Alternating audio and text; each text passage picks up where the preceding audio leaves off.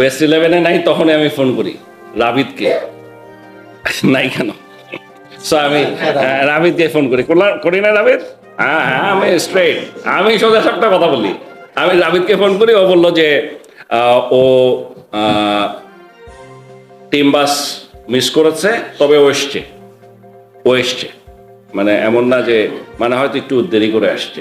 এখন ও কি কেন আসে নাই, কেন দেরি হয়েছে, সেই রিপোর্টটা না পাওয়া পর্যন্ত একটা পারি আমি নিজেই ডেকে জিজ্ঞেস করা, আরেকটা হচ্ছে this report should come from, আমি মনে করি আমাদের কনসার্ন ডিপার্টমেন্ট থেকে। কারণ এই আপনাদের একটা সমস্যা কি জানেন, মানে আমার জন্য সমস্যা, আপনাদের সমস্যা না, সমস্যা খালি আমার জন্য সমস্যা।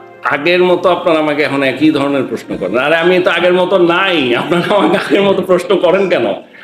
আগে সব প্রশ্নের উত্তর আমি দিতে পারতাম, কিন্তু এই 3.5 বছর ধরে তো আমি নাই দলের সাথে। আপনারা বলেন আমি কোন টিম একটা মানে বায়োল্যাটারাল সিরিজ খেলতে গেলে আমি নাই, এটা কোনোদিন হয়েছে দেখছেন কোনোদিন?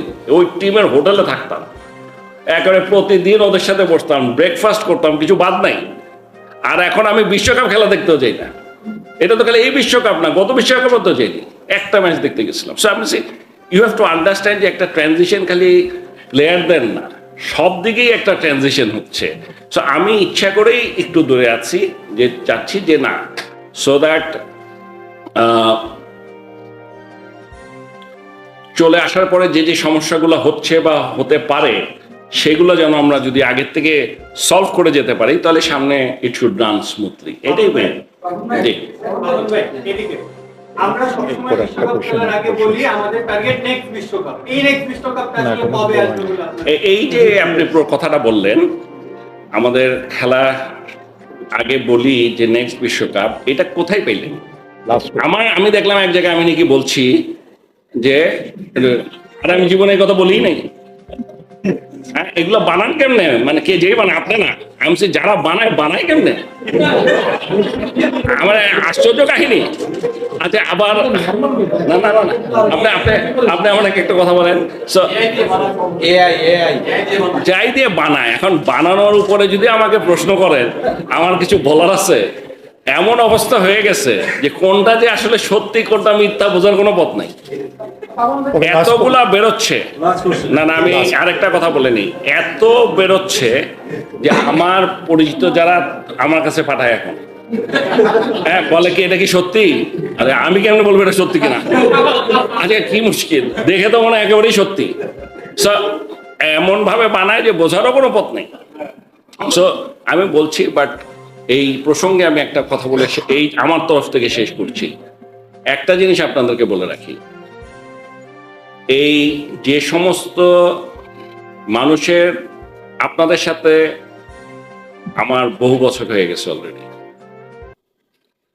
প্রশ্ন করতে চাই আমি, প্রশ্ন করতে না করব, উত্তর দিব না, কখনো এরকম ছিল না। ঠিক হোক ভুল হোক, যা আমার মনে হয় আমি সবসময় আপনাদেরকে বলে আসছি, যেটা করেছি কখনো কিছু লুকানোর কোনো ব্যাপার নেই। কিন্তু তার মানে এই না, এখন যে সমস্ত জিনিস সোশ্যাল মিডিয়াতে চলছে, বিশেষ করে খেলোয়াড়দের বিরুদ্ধে পার্সোনাল যে অ্যাটাক, আর অ্যাটাকের একটা নমুনা আছে। টিম হেরে গেলে, টিম খারাপ খেললে মানুষজন রাগ করবে, খারাপ কথা বলবে, সেটারও একটা লিমিট আছে। কিন্তু কিছু কিছু ক্ষেত্রে এটা সমস্ত লিমিট ক্রস করে চলে গেছে। এইটা ইজ নো লঙ্গার, আমরা এটা অ্যাকসেপ্ট করবো না।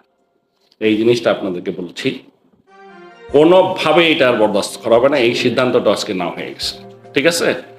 আপনারা অবশ্যই ক্রিটিসাইজ করতে পারেন, কিন্তু পার্সোনাল অ্যাটাক, বিশেষ করে প্লেয়ারদেরকে during a world cup match, এইগুলোতে আমাদের কাছে মনে হয়েছে মানে এটা সংখ্যা খুবই কম। আমি যাদের কথা বলছি, এরা আসলেই ক্রিকেটকে ভালোবাসে কিনা, না ক্রিকেটকে ধ্বংস করতে চাচ্ছে, এটা নিয়ে আমাদের মনে প্রশ্ন আছে। সমালোচনা হবে, ক্রিটিসিজম হবে, মানুষ রাগ করবে, উই এগ্রি।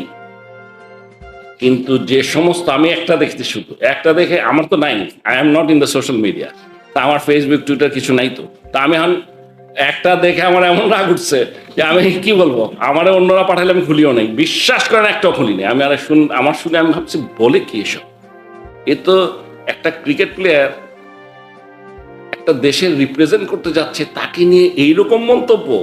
ওর ওর কথাটা চিন্তা করেন, ওর খেলা তো দূরে থাকবো, বাড়ি ফিরবে কেমনে দেশে, মা বাবা ভাই বোনদের কাছে মুখ দেখাবে কেমনে?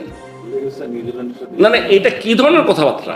সো এইগুলো আমি আপনাদেরকে বলে দিচ্ছি, আজকের পর থেকে আমরা বলেছি মানে আমি আপনাদেরকে আগে জানাই দিলাম, এইটা আমরা আর বরদাস্ত করবো না।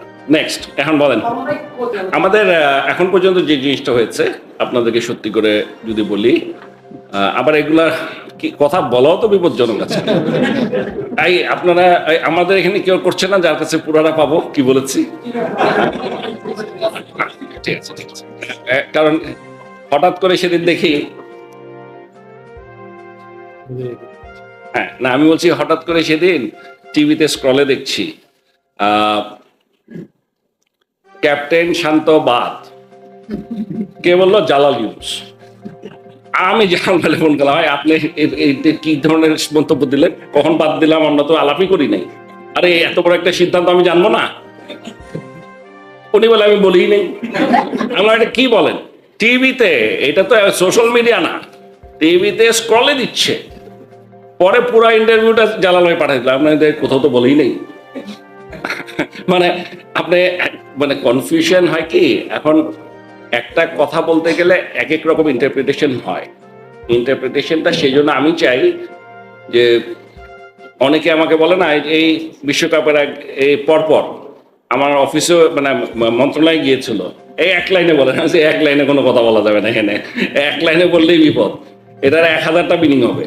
কাজে আমাকে ভেঙে বলতে হবে, চেষ্টা করতে হবে যে আমার কি মনে হয় এখন, whether it's right or wrong is a different issue. হ্যাঁ, কোচিং প্যানেল নিয়ে আপনাদেরকে এইটুকু বলতে পারি, আমরা যেটা বলেছি মোশতাক ওর সাথে আমরা we are ready to extend, এই সিদ্ধান্তটা হয়ে গেছে। অন দি আদার হ্যান্ড আমরা আবার কিছু কিছু নতুন অপশনও খুঁজছি, অন্যান্য সব জায়গাতেই আমরা খুঁজছি যে দেখা যায় আমাদের কি কি অপশনস আছে। Thank you.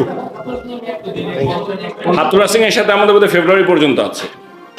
আপনার একটা লাস্ট কোয়েশ্চেন, ওয়ার্ল্ড কাপ চলাকালে বাবুল ভাই আমি যতটুকু জানতে পেরেছিলাম যেটা হচ্ছে বাংলাদেশ দল একজন রাজনৈতিক নেতার বাসায় দাওয়াত খেতে গিয়েছিল, এরকম একটা ইনসিডেন্ট বা ইস্যু শুনেছিলাম বাবুল ভাই।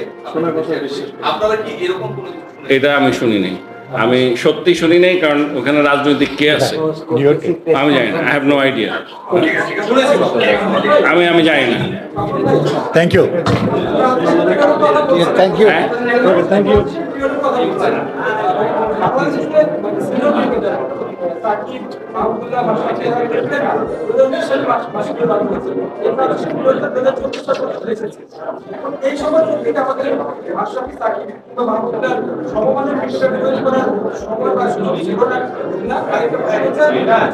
একদিনে হয় না, সাকিবকে একদিন মিশন। আপনাকে আমি একটা কথা বলি, মুশফিক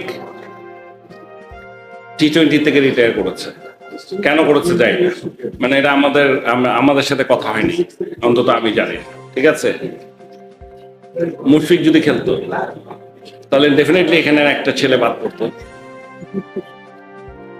পড়তো না? নিশ্চয়ই পড়তো। আচ্ছা, মাশরাফি যদি খেলতো, না খেলবেন সেটা আমি বলছি, তাহলে কি এখানে আরেকজন বাদ পড়তো? মানে আমি বলছি এটা ইটস এ কন্টিনিউয়াস প্রসেস।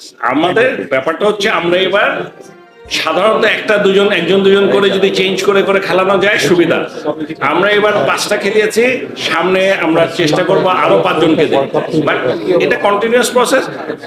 আহামরি কোনো ভয় পাওয়ার মতো কিছু এখন পর্যন্ত আমি দেখি না, মানে যেটা হয়েছে। শ্রীলঙ্কা ওয়ার্ল্ড কাপ চ্যাম্পিয়ন এখনো সাফারিং তারা না, যাই হোক আপনারা একটা জিনিস মনে রাখবেন যে টু কনক্লুড, ওরা নতুন ছেলেদের ব্যাপারে উই আর স্যাটিসফাইড, মানে স্যাটিসফাইড সবার ব্যাপারে না, 3 জনকে আমরা মনে করেছি তাদের পোটেনশিয়ালটা আছে, তারা কেউ তামিম সাকিব মুশফিক নিয়ে ধরে যায় নাই, একটু ব্যাপারটা আমি বুঝাইনি, ওরা এখন মানে এখনকার সাথে কম্পেয়ার করলে হবে না, ওদের পোটেনশিয়াল আছে। আর আমরা মনে করি যে এখনো বিশ্বাস করি যে তামিম, সাকিব, মুশফিক, রিয়াদ এরা যদি খেলে তারা ভালোই খেলবে। এই ওয়ার্ল্ড কাপটা হয় নাই, কিন্তু এখনো আমাদের সেই বিশ্বাসটা আছে। ঠিক আছে, Thank you. Thank you.